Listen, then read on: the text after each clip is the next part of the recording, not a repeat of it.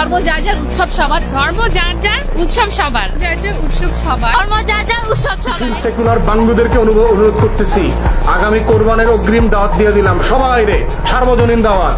সকালে ঈদের নামাজ পড়া গরু কোরবানিতে সামিল হইবা, বিকালে সবার সাথে গরু গোশত খাইতে হইব আঙ্গুর।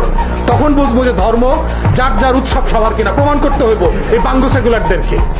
খালি মুসলমানদের উৎসব আসলে আমাদেরকে এটা বুঝাও, মুসলমান ছেলেমেয়েদেরকে এটা বুঝাও যে হোলি খেলা রঙের উৎসব করা যাবে। সবাই যদি সার্বজনীন হয় সবাই বুঝাও।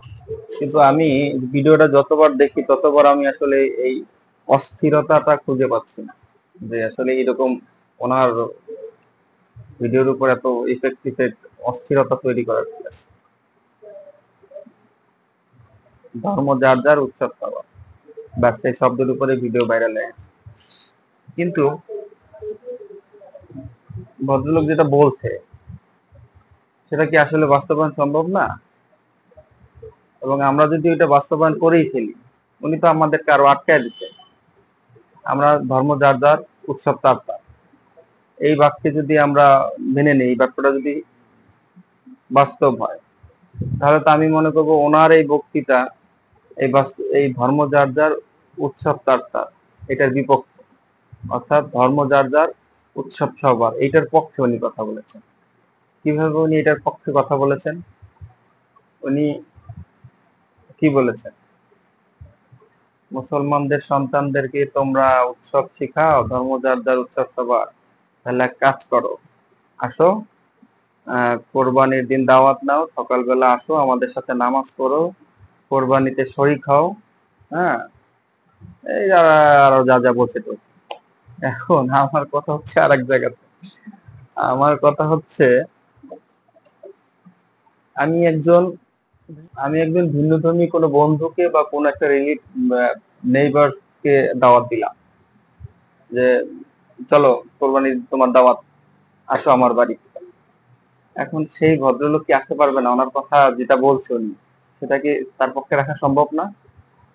100% সম্ভব। কেন সম্ভব না?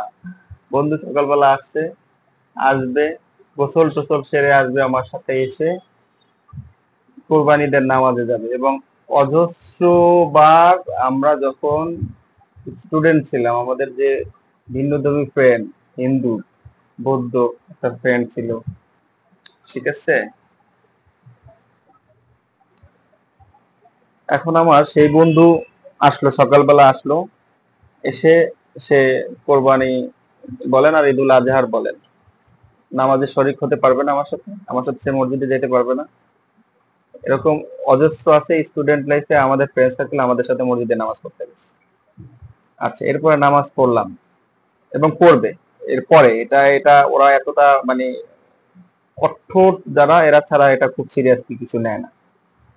এরপরে সে আসবে, আয়সা কোরবানিতে সামিল হবে। এখন আমার ধর্ম কি বলে, আমি যখন কোনো বাড়িতে বেড়াতে যাই, সাপোজ আমি হাঁস খাই না, তাহলে সেই বাড়ির লোকজন যে আমি মেহমান হিসেবে আমাকে কি হাঁস দিবে? যদি জানে যে আমি হাঁস খাই না, ডেফিনেটলি হাঁস দিবেন আমাকে, অন্য কোনো খাবার দিবে। এখন আমি আমার বন্ধুকে নিয়ে আসলাম দাওয়াত করে, আমি জানি আমার বন্ধু গরু কোরবানি পছন্দ করে না, গরু খায়ও না, এবং তাহলে কি করতে হবে? এবং আমার ধর্মে বলা আছে আমার ধর্ম অন্যদের উপরে জোর করে চাপিয়ে দেওয়া যাবে না। তাহলে আমি কি করবো? বন্ধুকে সাথে করে নিয়ে এসে যে কোরবানিটা দিব, হ্যাঁ, বন্ধুর সামনে, সেটা কি গরু কোরবানি দিব? গরু কোরবানি তো আমি দিব না, কারণ আমার বন্ধু তো গরু খায় না। আমি কোরবানি দিব দুম্বা, ভেড়া এবং খাসি, ঠিক আছে, ছাগল, এগুলো কোরবানি দিব। তো বন্ধু আমার সাথে সামিল হবে, এগুলো কোরবানি করবে, কোবাবে, ভাগ বটর দেখবে, কিভাবে কিভাবে আমরা দিই, সব দিই, এবং রান্না করবে, বন্ধু আমার সাথে বসে খেয়ে তারপরে বাড়ি যাবে। তাহলে কি হইলো? সে তো আমার সমস্ত কিছু অ্যাটেন্ড করলো। ব্যাপারটা ওইখানে না। উনি যেভাবে বলছে, তোমার টুরি দিয়ে আসো, থাকো কোরবানিতে, গরু জবাইতে সামিল হও। আরে গরু জবাইতে সামিল হবে কেন?